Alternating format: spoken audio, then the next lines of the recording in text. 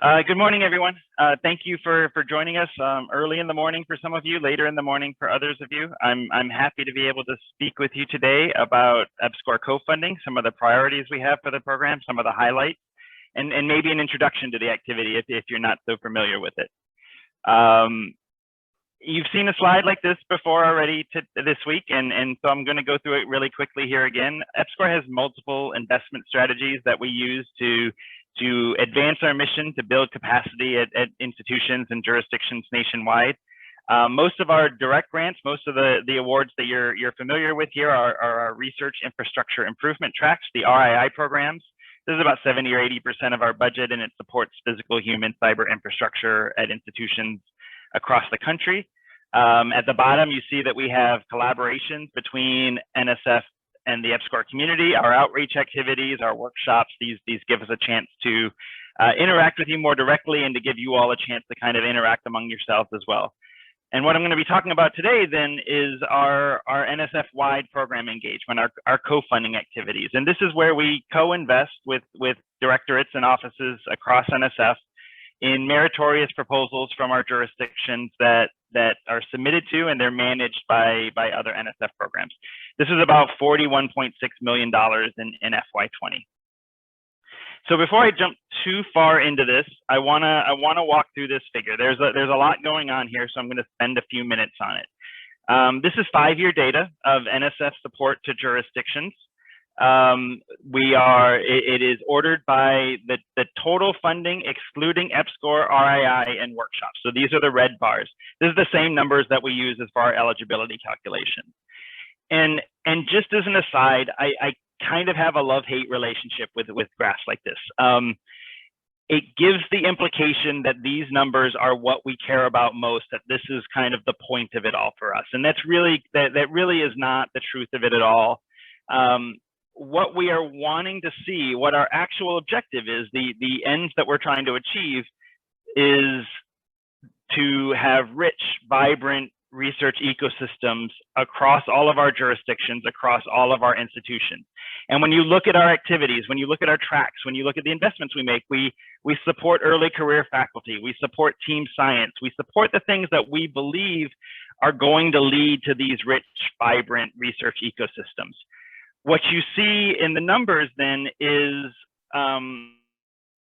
what we think of as a signal that we're making progress. That if we're doing all of these things right, if we're doing the things that we want to be doing and are building the kind of research ecosystems that we want to have, then these numbers should go up along with it, as well as other things that we want to see. But these numbers should go up as a signal that that's going well. And so that's why we look at these numbers. It's also nice that these are public and that they're easy to find and that they're easy to show. And so we do look at these numbers, we use them for eligibility, but it's not really the ends it's not the point of it all is to get these numbers up. So when I'm talking about the numbers, keep in mind that this is kind of a placeholder for the development of the capacity that we're looking for as a program. So again, the red bars are where each jurisdiction is relative to kind of the eligibility threshold, what their success is NSF-wide in terms of being able to compete for research award. The blue bars to the left of for each jurisdiction, that's the direct EPSCoR support. These are the awards that we make directly. So our RII activities across all tracks, our workshop activities, all of this is averaged over a 5-year period. The light blue at the top of the red. It's not written on the plot, but it's the EPSCoR co-funding, right? And so you can see that this is a pretty small number, but it's there. It's part of the awards that go into the rest of NSF making it. So it actually counts as part of the eligibility calculation. So what do I want you to take away from this? The first takeaway is a message that you've heard from us many times before, but we really can't emphasize it enough. EPSCoR is not and cannot be the only game in town. Nearly all of the jurisdictions receive much more non-EPSCoR NSF funding than what they receive from the program directly. Success NSF-wide has to be emphasized, has to be what you're looking at in terms of building capacity within your jurisdictions, has to be the biggest part of what's going on in your activities. The second takeaway is kind of the differences between the RII mechanisms and the co-funding mechanisms. So RII and workshops really only have that indirect effect on the other NSF funding, right? So we make investments in RII, we make investments in workshops because we want that to develop the ecosystem that doesn't show up directly in these eligibility numbers with our new eligibility methodology. And so it's all about that kind of secondary leveraged impact that it has on your ability to compete more broadly for NSF funding and for funding from other agencies as well. Co-funding has a direct impact, right? So when we co-fund an award in biological sciences or in atmospheric sciences or in economics, then those awards count for these numbers, but it also directly leads to increased NSF support because there's an award from another NSF directorate or office that comes out of that. The leveraging on that, so the blue bars is really only a few percent typically of the total funding that the jurisdiction receives. There's an immediate leveraging. The award that comes along with that is a factor of 2 or 3 higher than that. So our normal leveraging is in the range of 2 to 3 for each of the co-funding awards that we have. But what we're really going for, that's not enough to kind of really make a huge difference in terms of the trajectory, right? It's not that direct effect that we're going for. It's still the same thing. We're still trying to use the co-funding mechanism to help create a richer, more vibrant research ecosystem in the jurisdictions. And so when we decide which awards to co-fund, when we decide which proposals we should invest in, they certainly have to be meritorious like everything else, but we're really also looking at having those awards be something that will advance the broader EPSCoR goals. So how does this work exactly? How are we trying to accomplish this with co-funding? So there's a few different kind of pathways that we think co-funding helps advance our goals. And if you're familiar, if you're from certain areas of science, the figure on the right will be really familiar to you. If not, it's basically a reaction coordinate and energy diagram for how an energy barrier works to a chemical reaction, right? So whether it's an exothermic or an endothermic reaction, whether it's giving off heat or requires an input in heat on net, there's always an activation energy, an energy barrier for reaction to go. And what a catalyst does is a catalyst reduces that energy barrier. So it reduces the hump that you have to get over to get the outcome that you want in a reaction. And so it's an imperfect analogy, but it's a reasonably useful analogy for what we think co-funding can accomplish. And so first of all, there's a direct catalytic effect. When we are willing to co-fund an award, it makes it cheaper at the margin for the managing program to invest in that project, right? And so there's different priorities. The program officers across NSF, they're trying to advance the science in their field as much as they can. They're trying to be able to fund the most research that they can possibly fund in their area. And so if they're looking at the projects at the margin, the ones that might not get funded or they might get funded, by having EPSCoR co-funding available, it makes it easier to pick the EPSCoR project to go forward at that point. And that's what we want, right? We want there to be a little bit of a nudge to help the research infrastructure, research capacity develop in EPSCoR jurisdictions. I think there's an indirect catalytic effect too for PIs. And what I mean by that is that we get a lot of inquiries. We get a lot of questions about how co-funding works, about how advantageous it can be for a PI who's trying to compete for their first award or to keep their research going. And what that implies to me is that the fact that the co-funding mechanism is there makes it a little bit easier for that PI to put in the evening or to put in the weekend or to set aside the time in their very busy schedules to put that proposal together. It makes it a little bit easier to kind of find the energy to get that proposal submitted. And you have to submit a proposal in order to even have a chance of funding a proposal, right? Unsubmitted proposals have a 0% success rate. And so I think that there's a little bit of a catalytic effect there that PIs are a little bit more willing to put the time in if co-funding is an option. The other two effects that I think are really important are a little bit more tangential. One is awareness.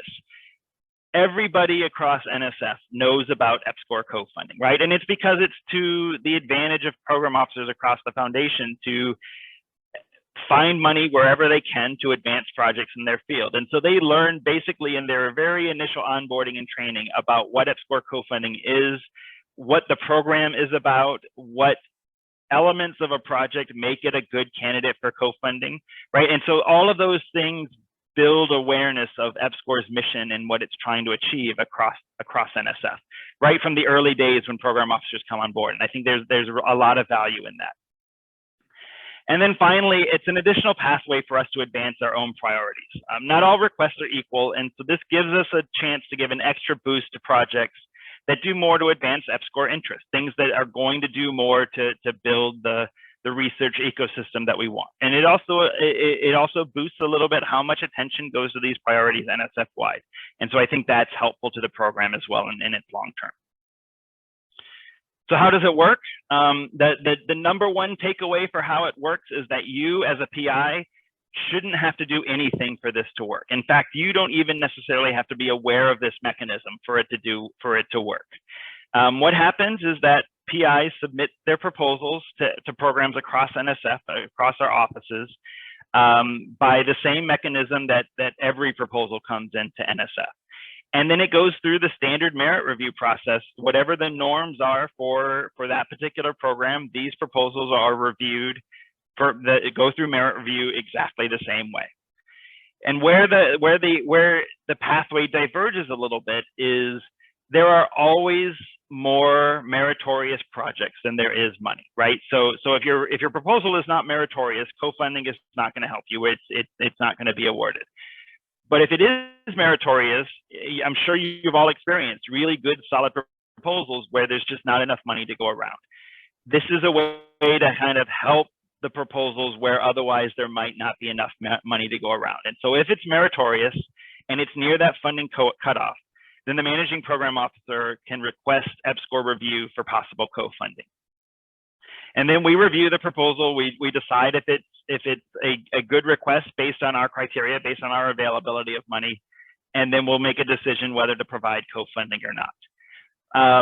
And so part of that is alignment with our priorities. So what are our priorities? Well, we give a lot of weight to whether it's a new PI. There's a huge advantage to helping a PI get their first NSF award. The data back that up.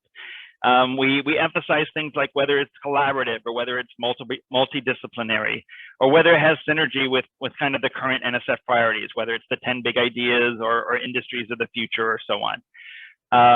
Things like broadening participation, that's always been a big priority for the program, and that's true within co-funding as well.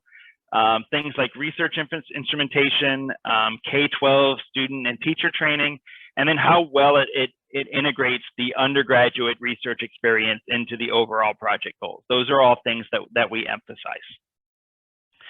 And what this all comes out to is a lot of co-funded awards. So in FY20, it was kind of a bumper year for us. We co-funded 220 awards total.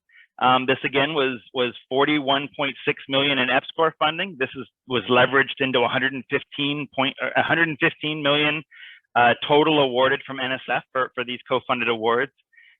26 of our 28 jurisdictions got at least one co-funded award in the last funding cycle, and all NSF directorates were represented in this, plus our International Science and Engineering Office, and plus OIA itself.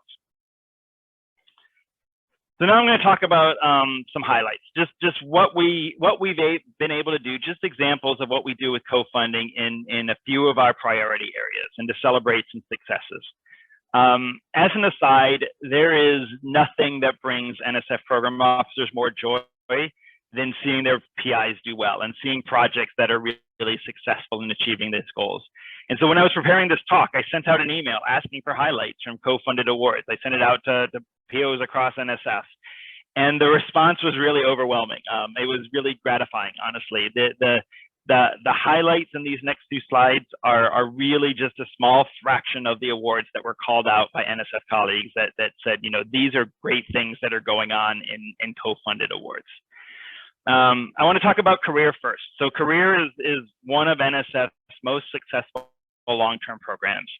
It's long been a priority for EPSCoR co-funding as well. So in the last 10 years, we've provided co-funding support to help over 300 career awards go forward. There were so many highlights to choose from here, but this one is a new award, and it's pretty great. So Nick Carroll at the University of New Mexico received his career award earlier this year with EPSCoR support. Dr. Carroll's work brings together concepts in polymer physics and cell biology in an effort to develop the first synthetic cells capable of transferring information, essentially communicating with each other. So there's a great research element to this. But what makes this kind of especially noteworthy is Dr. Carroll is a native of New Mexico, so he's coming back to where he grew up in an EPSCoR jurisdiction. He's a Chicano Native American and a first-generation college graduate. So in addition to its ambitious research agenda, his career project also includes a cross-institutional education program for Native American students working with Navajo Technical University. And so we're really excited. Both the managing program and the EPSCoR office is really excited to see how this project develops as it progresses. Like career, the major research instrumentation program has long been an NSF-wide success and a long-term EPSCoR co-funding priority. We've co-funded 124 MRI awards over the last decade. 2018 award is a good example of what we can achieve with this. This was to West Virginia University, and it supported the development of the phase space mapping experiment, or PHASMA. Quoting from the project abstract, PHASMA is designed to investigate how the ions and electrons in plasmas are heated and accelerated when magnetic fields annihilate, when the plasma is turbulent, or when the plasma moves faster than the speed of sound. So this initial MRI award for the development of the facility was pretty quickly leveraged into $2 million of additional funding from the Department of Energy. And the facility is leading to significant results. Just in March, the group's work was featured on the cover of Physics of Plasmas, and there was a really nice write-up in the university's website about that as well. And so you can see the links. You can find that easily there, and I can provide the links later if you'd like. The co-funding mechanism also provides opportunities to advance other major EPSCoR goals, particularly those focused on broadening participation and workforce development. And so to this end, we provided substantial co-funding support in the past year to 4 projects in the LSAMP portfolio, the Lewis-Stokes Alliances for Minority Participation. 3 of these were LSAMP Bridge to the Doctorate projects. One of these was in Arkansas, one was in South Carolina, and one is a partnership between Kentucky and West Virginia. These Bridge to Doctorate projects focus on providing post-baccalaureate fellowship support to a cohort of 12 students for the first 2 years of their STEM graduate studies, and provides the necessary academic and research skills that will enable them to successfully earn STEM doctorate degrees and transition into the workforce. In addition to these LSAMP Bridge to Doctorate programs, EPSCoR also helped provide support to an LSAMP STEM Pathways and Research Alliance based in Puerto Rico. This project provides direct support for undergraduate students, building on Puerto Rico's stellar record of STEM training for Hispanic students. In addition, the project includes substantial evaluation and STEM education elements to better understand what activities are the most successful and what can be scaled to achieve greater impact. Intern is another great example of what we're able to do. Intern is an NSF-wide supplement opportunity. It allows graduate students in many, but not all NSF programs to have a paid internship experience outside of academia. EPSCoR partners with other NSF programs to co-fund intern requests for students supported on their awards. The organizations on this slide represent really just a small sample of the hundreds of organizations across the country that have hosted intern recipients. Some of these are tied to EPSCoR support, but it's really representative of the program overall. Since EPSCoR started co-funding intern supplements in FY 2019, we've supported 43 internships across the country. And then most recently, when the pandemic started, there was a big push nationwide to study all aspects of the problem, the nature of the virus itself, how communities were responding to the virus, mitigation technologies, all sorts of things like that. We've heard some of that throughout the week already, especially in the presentation yesterday afternoon. EPSCoR, along with the rest of NSF, worked to get money out to support this research as quickly as possible. The rapid mechanism was well suited for this, and so hundreds of COVID-related rapids went out. EPSCoR co-funded 25 of these awards. One example was to the husband-wife team of Juan Perea and Julie Hayden Perea at the University of Delaware, who used advanced computational methods to model the virus's exterior structure in an effort to understand it better. Their work was jointly featured earlier this year, or their joint work was featured earlier this year in an in-depth story in the New York Times. And when the program officer forwarded this award to me and forwarded the link to the New York Times article, I read it over the weekend. It's a really impressive and exciting article to read. It really kind of communicates the science well and the technology behind it well, in a way that's accessible to a lay audience. I definitely recommend checking it out if you have a chance. So where are we going from here? One of the nicer things about co-funding is that it's a relatively easy program to work with to shift emphasis as priorities emerge. So what types of projects do we have our eye on lately? One is center scale projects for sure. This has long been an aspirational goal of the jurisdictions to have more programs, projects like ERCs and science and technology centers and so on. And what we've been seeing is that there are more and more projects on the cusp, like at that kind of fundable line where there might not be enough money to go around. And so we're responding to this by committing higher levels of co-funding to help these projects get over the top. Another is broadening participation. We want there's more opportunities across directorates to yield strong proposals in building diversity, equity, and inclusion. And for a long time, this has been an EPSCoR priority. As I'm sure most of you know, you see it throughout our tracks, throughout our investment activities. And we know that there's a lot of deep experience within our community for how not to just broaden participation, but also to deepen participation, to provide kind of the depth of training and the depth of commitment that is needed to really ensure equal access to STEM for underserved communities. And so we're emphasizing those activities in our co-funding as well. Another is the mid-scale RI1 opportunity, mid-scale research infrastructure 1. So this came out of the 10 big ideas, and it's included in our budget language as a congressional priority.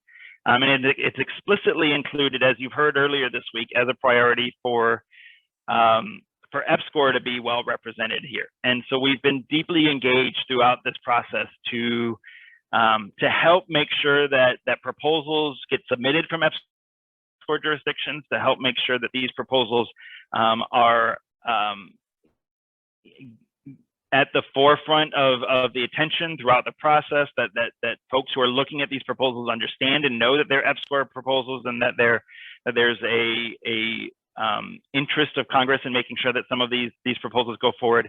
And if it gets to the point where there's meritorious proposals, that the program is prepared to commit significant co-funding resources to help the meritorious projects from EPSCoR jurisdictions go forward. Finally, cyber infrastructure. This is always a priority for us, but we're exploring pathways to advance this effort more proactively, and particularly given what we saw during the pandemic, where the disparate levels of connectivity on campuses, in communities, really revealed the importance of cyber connectivity and cyber infrastructure for equal access to science, for equal access to education, for just inclusivity overall. And so we're looking at ways to kind of do more in this area going forward as well. So with that, I appreciate everyone's attention, and I'd be happy to answer any questions. I see some in chat. I wasn't keeping up with them as they come, so I'm happy to answer questions as they come in. All right, well, we have one question come in, and it's, is EPSCoR interested in funding ERC planning grants as well? You mentioned ERCs, but there is a tiered process. Thanks. Sure. We would certainly be happy to entertain it. I think we've had some preliminary conversations with the ERC folks about potential co-funding for planning grants. I think that I don't recall specific requests, although some of it could have been before my time. The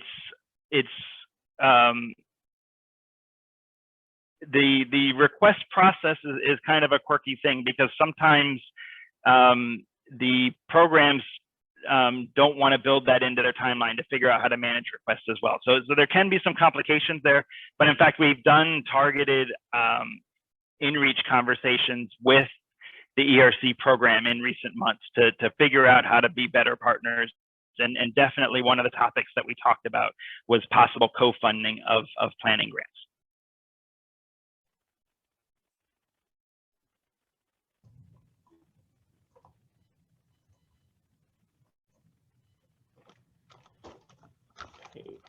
Hey, good morning, Tim. Quick question.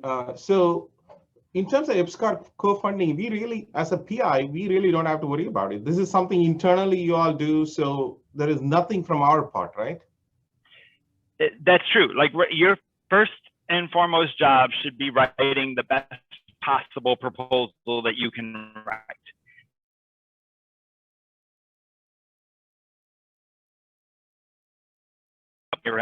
Where there's a little bit of wiggle room in that statement is we talked about what our priorities were, and so we want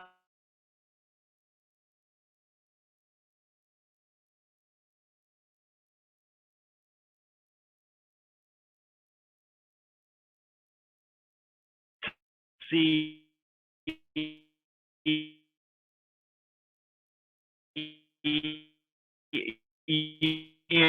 there's an advantage to having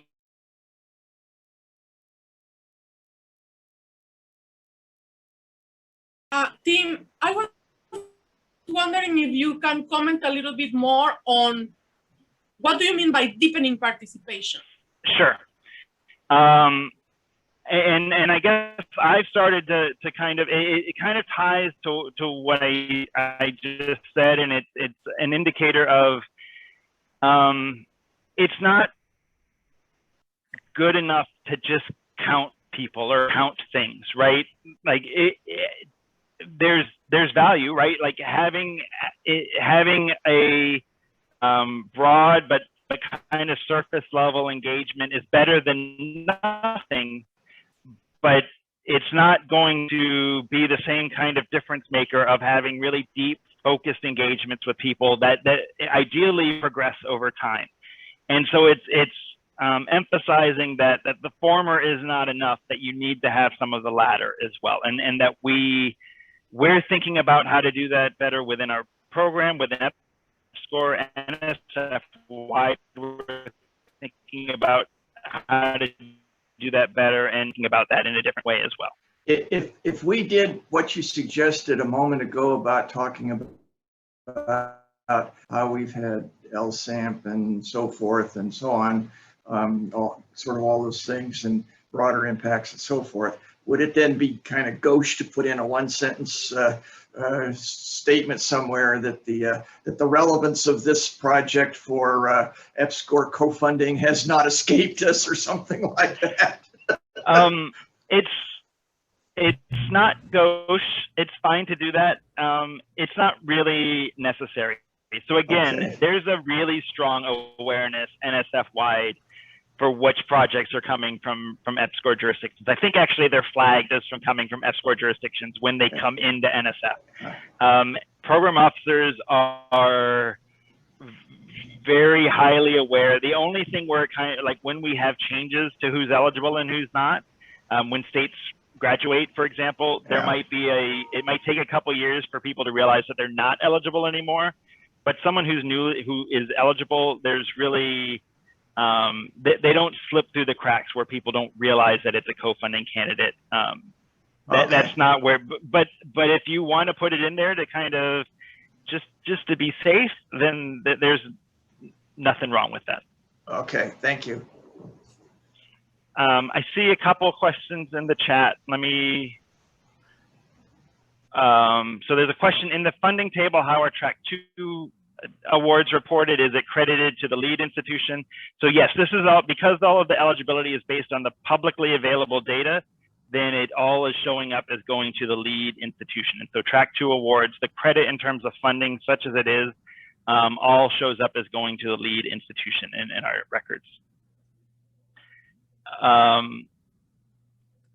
And that's true. That's true. Okay, for every proposal, this was a good point that Jose put in the chat.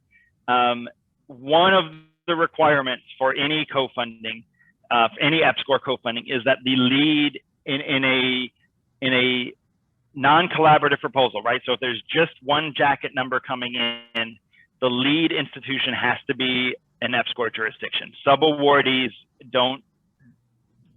can't be co-funded. But if it's a collaborative proposal, if there's two proposals come in with different numbers where each institution is submitting their own version of it, then it's totally fine for us to co-fund the non-lead proposal that's coming from the EPSCoR jurisdiction, even if the lead proposal is not from an EPSCoR jurisdiction. But if it's a sub-award situation, then the lead has to be from the EPSCoR jurisdiction for co-funding to be a factor. And program officers across NSF kind of know this as well. I see another question about mid-scale. So is it just for this year or is it from now on? That is like everything else. There's nothing that's forever, first of all, but it's also kind of year by year how budget priorities come down, how budget language comes from Congress, how NSF's budget request goes in. And so we know what the commitment is for this year, even though there's still a little ambiguity there. For next year, we don't know what the circumstances for next year will be, and we honestly never can say that with certainty for anything that we do. And then there's a question, is the policy still to only fund via EPSCoR the recommended proposals? In the past, from panels, a highly recommended EPSCoR proposal ends up not getting funding. So there's some truth behind this, but it's not a cut and fast rule. And so what the question is referring to is we want to have that catalytic effect. We want to help proposals get over the top that might not otherwise get funded. So if a proposal is absolutely at the top of the pile from the managing program, the program shouldn't need our help for that project to go forward, right? Like that project is the best proposal they have. It should go forward on its own. And so when things are in that top category, we're giving pretty close scrutiny. Like, is it really that EPSCoR co-funding is needed for this project to go forward? Or is the program really just kind of trying to find extra money so that they can have an extra award at the bottom that might not be from an EPSCoR jurisdiction? So we do give some scrutiny to that, but it's not a hard and fast line. Like, right, there's many competitions where there's 6 proposals in the highly recommended category, and there's only money for three to get funded from the managing program. And so we're not going to say, well, it's highly recommended, we won't fund it. We're going to give scrutiny to say, is this really at the margin? Is this really one that is at risk of not getting co-funded, or is it not? And we'll look at that and make a decision based on that.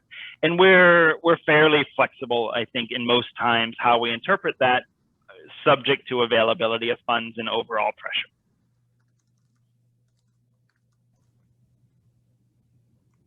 Okay, we have a couple more minutes if there's 1 or 2 last questions. I'm being followed up by Dr. Ponch, and so I don't really want to step on his time at all. I got a quick question for you.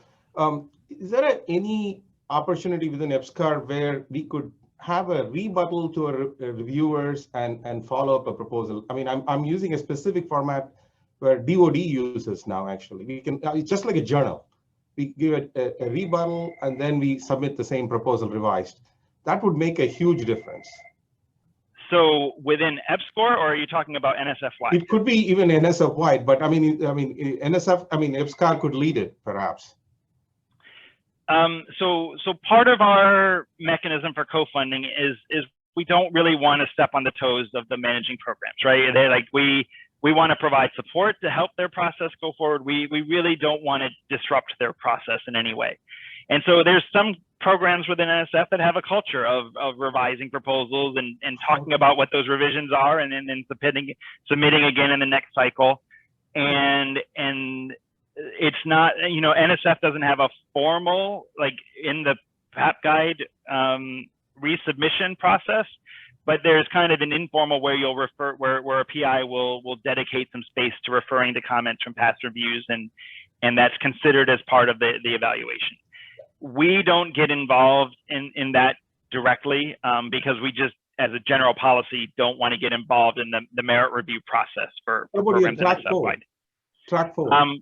For our own competitions, there's we certainly we endeavor to try to provide as much positive feedback as we can, including having conversations with PIs after.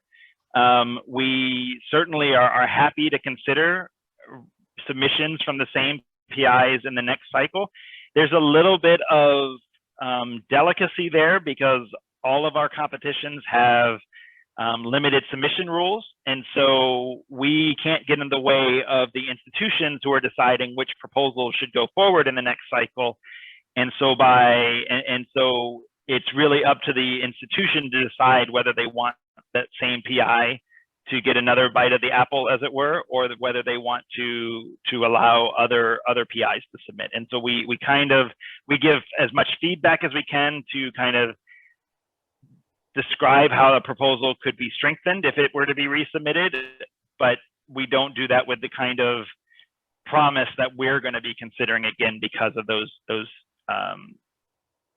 details. Thank you.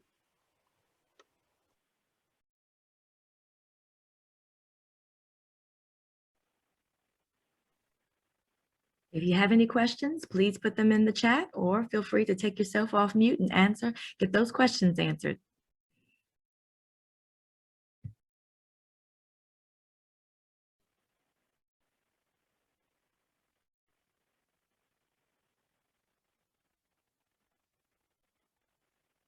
Any extra questions?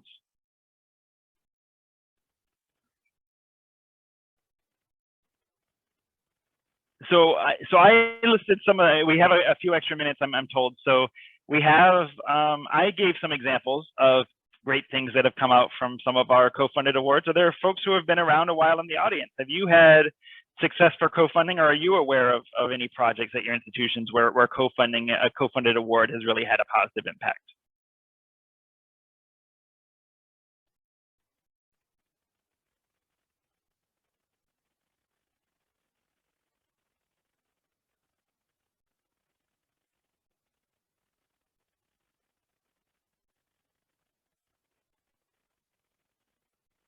None. I understand.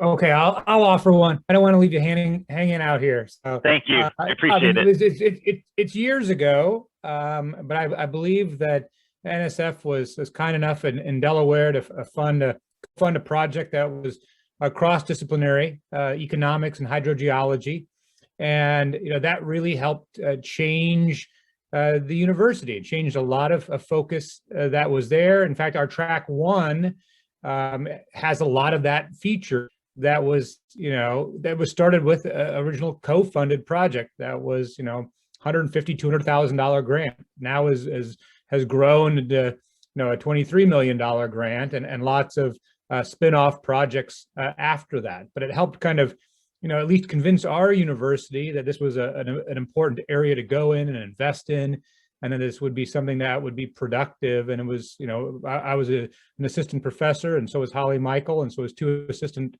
professors that kind of got together, had a bunch of good, great publications came out of it, and then it's catalyzed a lot of work that was interdisciplinary, coastal water issues, and it continues to have lots of impact. So I think for, again, early career people, it was huge, and having that co-funding pushed, catalyzed exactly what we talked about, right? Catalyzed, pushed it over the top in a way that it otherwise wouldn't be. And so, yeah, it was a big factor. Great, thank you for sharing that.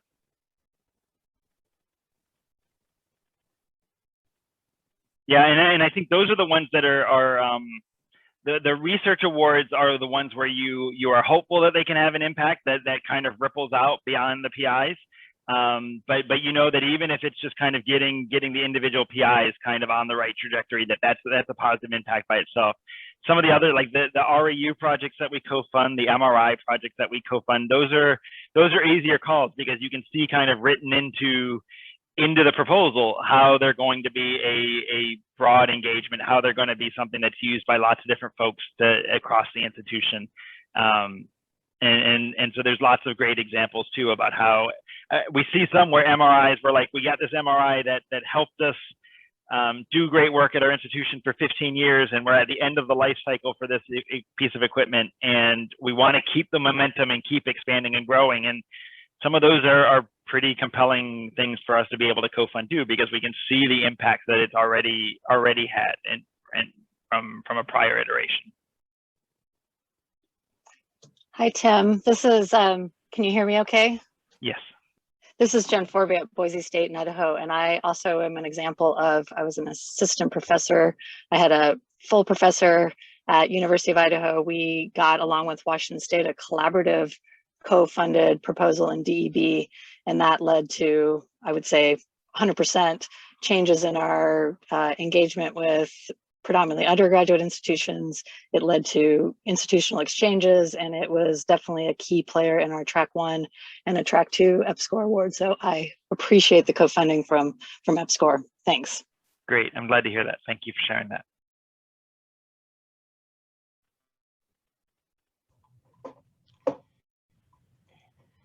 Let me add an example. This was a RAPIDS proposal. This was a long time back, 2010, when there was a BP oil spill.